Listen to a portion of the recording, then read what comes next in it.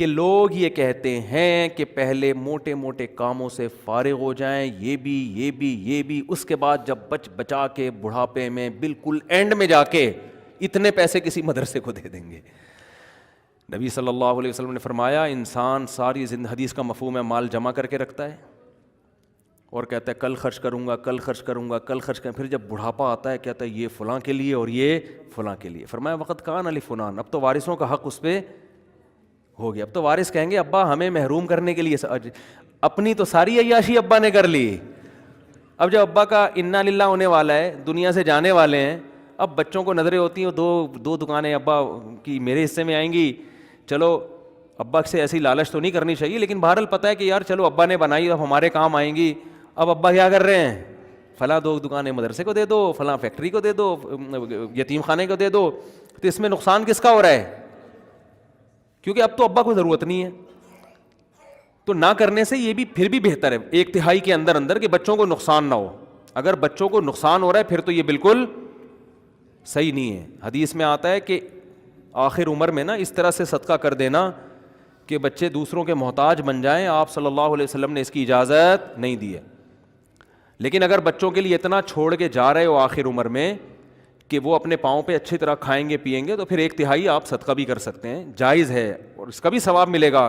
لیکن میرے بھائی یہ خاندانی صدقہ نہیں کہلائے گا، اس لیے کہ آپ نے تو بھرپور عیاشی کر لی نا، آپ کی تو 4 شادیاں معذرت کے ساتھ ہو گئیں، ایک جس کی ہو گئیں ان کی بات کر رہا ہوں، اور آپ کی تو جناب یہ بھی ہو گیا وہ بھی ہو گیا، سارے کام ولیموں پہ بھی اڑا دیا اور انویسٹمنٹ بھی دبا کے کر لی، کاروبار بھی ہو گیا، سب کچھ مزے تو اڑا لیے نا آپ نے۔ تو یہ نبی کی نظر میں افضل صدقہ نہیں ہے۔ افضل صدقہ یہ ہے، آپ صلی اللہ علیہ وسلم سے صحابی نے پوچھا یا رسول اللہ سب سے بہترین صدقہ کون سا ہے؟ آپ نے فرمایا وہ صدقہ ہے تأمل الغنا وتخشى الفقر، تمہیں امید ہو کہ اگر یہ پیسہ میں نے صدقہ نہیں کیا تو اس سے ڈبل بنا سکتا ہوں، پیسے سے پیسہ کما سکتا ہوں، یہ امید ہو، اس حال میں پیسہ صدقہ کرو، اور یہ بھی ڈر ہے کہ اگر کر دیا تو فیوچر میں غریب نہ ہو جاؤں۔ اس ملی جلی کنڈیشن میں جو صدقہ ہوگا نا وہ کیا کہلائے گا؟ خاندانی صدقہ۔ سمجھ میں نہیں آ رہی بات؟ تو اس لیے صدقات و خیرات میں یہ نہیں کہہ رہا، یہ تو حدیث میں بھی منع ہے کہ اتنا کر دینا کہ کل لوگوں کے محتاج بن جائیں، یہ تو جائز ہی نہیں ہے نا، کہ اپنے ضروری جو بیوی بچوں کے ہیں وہ تو بہرحال، لیکن صرف اتنا کر لیں کہ آپ جب یہ کہتے ہیں نا کہ میرے یہ چند ضروری کام ہو جائیں تو پھر میں یہ کروں گا، یہ الفاظ غلط ہیں۔ آپ یہ کہیں کہ میرے چند ضروری کاموں میں ایک اہم ترین کام یہ بھی ہے، تو یہ والا کام بھی ان ضروری کاموں کی طرح ترجیحی بنیادوں پہ کرنا ہے، اور یہ چند ضروری کام جس میں یہ بھی ہو جائیں تو پھر میں کیا ہو جاؤں گا؟ فری، پھر میری مرضی میں جہاں چاہے صدقہ کروں۔ بہت مشکل ہے بات سمجھانا۔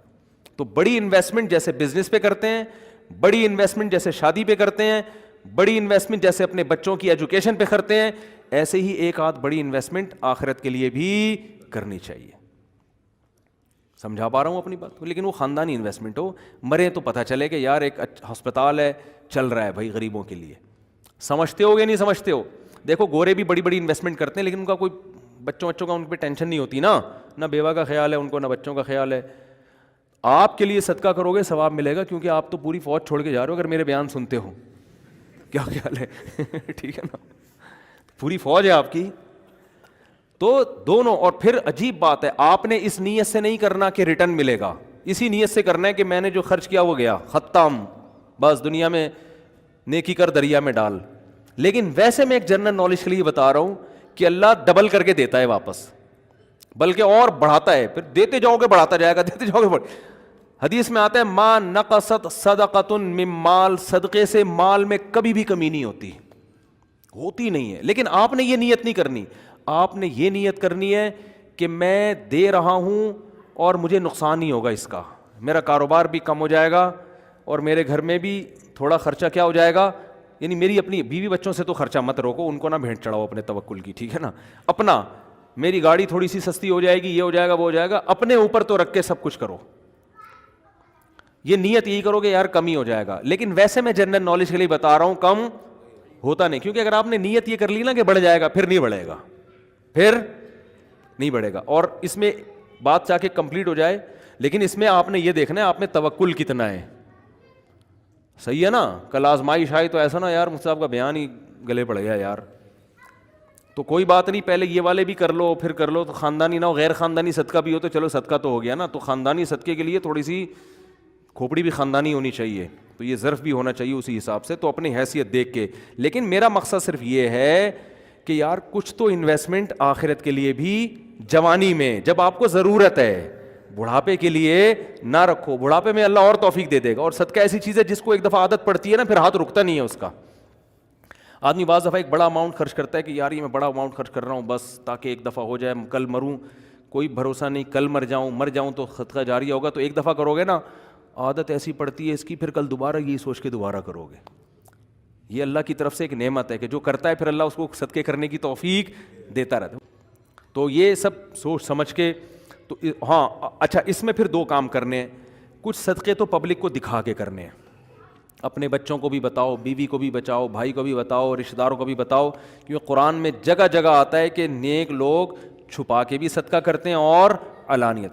دکھانے کا فائدہ یہ ہوگا پبلک کو ترغیب ہوگی کہ یار اس نے جب یہ ہسپتال بنا سکتا ہے, مدرسہ بنا سکتا ہے, یتیموں کی مدد کر سکتا ہے اور نہیں مرا ماشاءاللہ کھا رہا ہے, کچھ ہمیں بھی عبرت حاصل ہوگی کہ نہیں ہوگی. بچوں کو جب بتاؤ گے تو بچے کہیں گے یار میرے باپ نے اتنا کچھ کیا, جب وہ باپ بنیں گے تو ان کا بھی دل چاہے گا. تبھی میں لوگوں سے کہتا ہوں اپنی بہنوں پہ خرچ کیا کرو لفافے میں, اور بچے کو بتاؤ دیکھو میں نے پھپھو کو تمہاری اتنے پیسے دیے, شو مارنے کے لیے نہیں, تاکہ وہ بھی آپ کی بہنوں آپ کی بیٹیوں پہ, جب آپ اپنی بہنوں پہ اپنی اولاد کے سامنے خرچ کرو گے تو آپ کا بیٹے کو خیال ہوگا کہ یار مجھے بھی جب میری ارننگ آئے گی تو مجھے بھی اپنی بہنوں کا خیال کرنا ہے. ہماری یہ پرمپرا ہے, ہمارے خاندان میں مرد عورتوں کا خیال کرتے ہیں. آپ کیا کرتے ہو, کبھی ایک دھیلا بچے نے نہیں دیکھا کہ آپ کی جیب سے اس کی پھپھو کے لیے نکل رہا ہوں. ٹھیک ہے نا, نصیحتیں آپ کی صبح شام ماشاءاللہ ہول سیل کے حساب سے چلتی رہتی. بچے کو سمجھاتے رہتے ہو غریبوں کا خیال کیا کرو, بوڑھے ماں باپ کا خیال کیا کرو. بچے کو پتہ ہے فری پھوکٹ کی نصیحتوں کے علاوہ ابا کے پاس کوئی کام نہیں ہے. فری پھوکٹ کی نصیحت میں جب آئیں گے گھر میں ٹارزن بن کے, کہتے تو نہیں ہے لیکن دل میں یہی ہوتا ہے, یہ کر لو, یوں نماز کیوں نہیں پڑھتا, یہ کیوں نہیں کرتا, یوں کیوں نہیں, ویڈیو گیم کھیلتا رہتا, پٹاخ تھپڑ لگایا, یہ کر رہا ہے وہ کر رہا ہے. بچے کو بتائے ابا کے پاس فری پھوکٹ کی نصیحتوں کے علاوہ, وہ ہمارا فلاں ماموں بیمار تھے, ابا نے ایک دھیلا نہیں نکالا جیب سے. امی کی طبیعت خراب ہوتی ہے تو ابا کے پاس ہسپتال لے جانے کا ٹائم نہیں ہے. نصیحتیں جتنی مرضی کروا لو, نصیحتیں بھی کریں لیکن نصیحت سے زیادہ عمل. بات آ رہی ہے سمجھ میں. ایک صاحب تھے وہ نا بہت زیادہ صدقہ کرتے تھے, امریکہ میں ہیں وہ. میں نے ان سے پوچھا, میں نے کہا یار آپ ہر مہینے کچھ نہ کچھ کرتے رہتے ہو اتنی, اور وہ ایسی قوم سے تھے جو کنجوسی میں مشہور ہے. میں نے ان سے پوچھا آپ کی قوم کیا ہے, میرا خیال تھا کوئی سید ہاشمی قریشی ہوں گے, کوئی وہاں کے مکہ مدینہ کے اتنے سخی. تو انہوں نے کہا یار ہم وہ قوم کا نام لیا جو کنجوسی میں جس پہ لطیفے بنے ہوئے ہیں. میں نے کہا اس قوم کے ہو کہ آپ اتنے ماشاءاللہ. تو انہوں نے کہا یار میرے باپ کو ہم نے بہت صدقہ کرتے ہوئے دیکھا ہے, تو بس ہم نے ابا سے سیکھی, ہماری یہ بلڈ میں یہ چیز شامل ہو گئی ہے, نہیں کرے تو ہمیں سکون نہیں ملتا. میں نے کہا یار بڑے خاندانی ہو.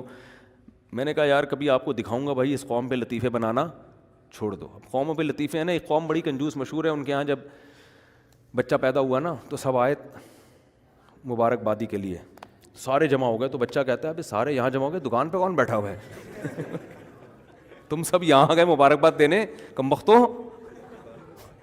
یعنی اتنی اللہ نے اس بچے کو قوت گویائی عطا فرمائی, یہ بلڈ میں آ جاتی ہے نا چیز. تو بچے کو عقل نہیں ہے, شعور نہیں ہے, لیکن اس کے جینز میں یہ چیز آ گئی ہے کہ بھائی دکان کا بھائی آدھے ابھی آ جاتے ہیں, آدھے کسٹمر کو سنبھالتے. یہ لطیفہ ہے, کوئی سچا واقعہ نہیں ہے یہ, ٹھیک ہے نا, ایسی فرضی لطیفہ ہے سمجھانے کے لیے کہ کچھ اتنا کر کے جاؤ کہ بچے پیدا ہو کے جو ہے نا یہ بول رہے ہوں کہ ہم مبارکبادی میں 5 روپے تمہاری جیب سے نہیں نکلے. سخاوت کی ترغیب دیں وہ. تو خیر کچھ چھپا کے کچھ دکھاؤ, اور کچھ کیا کرو ایسا چھپاؤ کہ وہ حدیث میں آتا ہے دائیں سے دو بائیں کو پتہ نہیں, بھول جاؤ نیکی کر کے دریا میں ڈالنا جسے کہتے ہیں. خود بھی بھول جاؤ کہ میں نے کوئی نیک کام کوئی صدقہ کیا, کسی غریب کو کھلایا بھی ہے کہ نہیں کھلایا. جیسے عرب لوگ کرتے ہیں نا, آتے ہیں بیٹھ جائیں بھائی, بیان ختم ہو جائے پھر کرنا سوال, ٹھیک ہے, بیان ختم ہو جائے. تو جیسے عربوں میں ہے نا کہ دائیں ہاتھ سے دیتے ہیں ایسے, بعض فقیروں کو وہ یوں کرتے ہیں جیب میں ڈال دیتے ہیں, بس یوں کر کے نکل جاتے ہیں. اس فقیر کا سامنا بھی نہیں کرتے کہ کہیں یہ نہ دیکھ لے, اور پھر یہ جب ملے گا تو جھک کے ملے گا، یہ بھی نہ ہو، ایسا دو کہ کسی کو بھی پتہ نہ ہو، جس کو حدیث میں کہتے ہیں لا تعلم شمالہ ما تنفق یمینہ، دائیں ہاتھ جو خرچ کر رہا ہے بائیں کو بھی پتہ نہ چلے۔ اس سے پتہ چلتا ہے دیتے ہوئے کون سا ہاتھ استعمال کرنا چاہیے، دائیں۔ لیفٹ ہینڈ سے لین دین کرنا یہ شریعت میں پسندیدہ نہیں ہے۔ میری تو عادت ہے کوئی دکاندار بائیں ہاتھ سے پیسے پکڑاتا میں کہتا ہوں بھائی کیوں نحوست ڈال رہا ہے اس کے اندر، اس کو ہاتھ چینج کر کے سیدھے ہاتھ سے دے دے۔ مجبوری ہو تو ایک الگ بات ہے، آپ ڈرائیونگ کر رہے ہیں تو پھر اب یہ تو نہیں کہ وہ جو ہے نا ایک ہاتھ سے گیئر پکڑا ہوا ہے ہاتھ چھوڑ کے جی تو کھڈے میں گر گئی گاڑی، تو مجبوری میں لیفٹ ہینڈ استعمال کیا جائے گا۔ مجبوری میں الٹے ہاتھ سے کھانے کی بھی اجازت ہے مجبوری میں، لیکن نارملی ڈرائیونگ میں آپ الٹے ہاتھ سے مجبوری ہوتی ہے، بعض دفعہ بعض لوگ رائٹ ہینڈ سے صحیح اسٹیئرنگ پہ قابو رکھتے ہیں، لیکن نارملی نہ دائیں بائیں سے لیفٹ ہینڈ سے کھانا چاہیے، نہ لین دین کرنا چاہیے، سمجھتے ہو؟